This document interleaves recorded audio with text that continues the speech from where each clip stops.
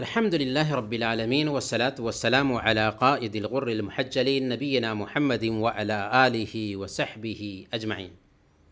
پیارے بھائیوں اور دینی بہنوں، السلام علیکم ورحمۃ اللہ وبرکاتہ۔ ایک بھائی پوچھتے ہیں کہ اسلام میں گانا اور میوزک کا کیا حکم ہے؟ اسلام میں گانا اور میوزک حرام ہے۔ بعض اہل علم نے اس مسئلے پر اہل علم کا اجماع نقل کیا ہے کہ اسلام میں گانا اور میوزک حرام ہے۔ اللہ تعالیٰ فرماتا ہے سورہ لقمان آیت نمبر 6، وَمِنَ النَّاسِ مَن يَشْتَرِي لَهْوَ الْحَدِيثِ لِيُضِلَّ عَن سَبِيلِ اللَّهِ بِغَيْرِ عِلْمٍ، کہ لوگوں میں سے کچھ لوگ ہیں جو لہو الحدیث خریدتے ہیں تاکہ آلات لہو خریدتے ہیں تاکہ اللہ کے راستے سے لوگوں کو گمراہ کریں بغیر علم کے۔ حضرت ابن عباس رضی اللہ عنہما کہتے ہیں کہ اس سے مراد لہو الحدیث سے مراد گانا ہے، اور حضرت ابن مسعود رضی اللہ تعالی عنہ نے کہا کہ واللہ الذی لا الہ غیرہ هو الغنا، اللہ کی قسم جس کے علاوہ کوئی معبود برحق نہیں، اس سے مراد گانا ہے۔ اور مجاہد بھی کہتے ہیں کہ لہو سے مراد ڈھول تاشا ہے۔ حسن بصری رحمۃ اللہ علیہ کہتے ہیں کہ یہ آیت گانا اور بانسری کے بارے میں نازل ہوئی ہے۔ اس آیت کی تفسیر سے ہمیں پتہ چل گیا کہ گانا سننا، گانا اور میوزک قطعاً حرام ہے۔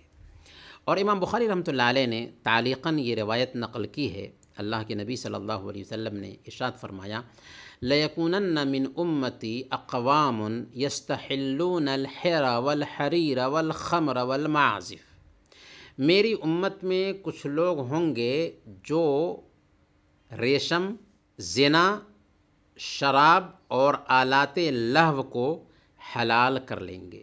اس حدیث میں میوزک اور گانا کی حرمت پر 2 پوائنٹ دلالت کرنے والا ہے۔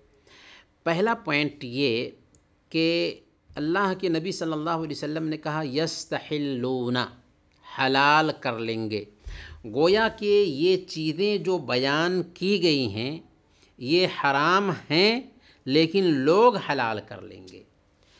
دوسرا پہلو اس حدیث میں یہ ہے کہ زنا اور شراب کے ساتھ ان چیزوں کا ذکر کیا گیا ہے، آلات لہو کا بھی ذکر کیا گیا ہے، اور زنا اور شراب حرام ہے تو گانا سننا بھی، میوزک بھی حرام ہوگا۔ شیخ الاسلام ابن تیمیہ رحمۃ اللہ علیہ نے مجموع الفتاویٰ میں بہت پتے کی بات کہی ہے اور اسے نوٹ کرنے کی ضرورت ہے۔ انہوں نے کہا کہ جو آدمی گانا سننے کا شوقین ہو جاتا ہے وہ قرآن کی تلاوت سے متاثر نہیں ہو سکتا، اور نہ وہ قرآن کی تلاوت میں خوشی محسوس کرے گا۔ اللہ تعالی ہمیں اس لت سے بچائے۔ ہاں، یہاں پر یہ بات یاد رکھیں کہ اسلام نے خوشی کے موقع پر دف بجانے کی اجازت دی ہے۔ اسی طرح اگر خوشی کے موقع پر چھوٹی چھوٹی بچیاں سنجیدہ گیت گائیں تو اس کی بھی گنجائش پائی جاتی ہے۔ بخاری اور مسلم کی روایت ہے، سیدہ عائشہ صدیقہ رضی اللہ تعالی عنہ بیان کرتی ہیں کہ عید کا دن تھا، انصار کی 2 بچیاں جنگ بعاث میں صحابہ کی بہادری کے کچھ گیت گا رہی تھیں۔